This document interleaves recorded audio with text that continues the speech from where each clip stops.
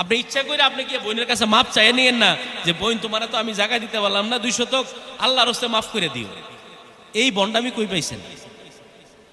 মাপ পাওয়ার আর জায়গা পান না? ও মিয়া, মাপ পাওয়ার জায়গা পান না? আর বাইরে ঠকাইয়া, ছেলেরে ঠকাইয়া, বোনরে ঠকাইয়া গিয়ে আপনি হচ্ছে রাতের অন্ধকারে মাপ চায় নেন। এই তরিকা কই পাইছেন? এই তরিকা কি রাসূলুল্লাহ সাল্লাল্লাহু আলাইহি সাল্লামের তরিকা ছিল নি মিয়া?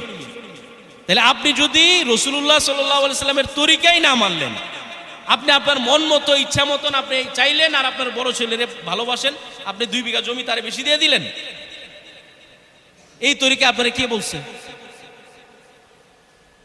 আপনাকে বুঝতে হবে আমার আগা গোড়া, আমার মাথার চুল থেকে নিয়ে পা পর্যন্ত আমার আল্লাহর হুকুম ছাড়া আমি চলতে পারবো না। আমার ভাই আমার সাথে থাকুক আর না থাকুক, আমার বোন আমার সাথে থাকুক আর না থাকুক,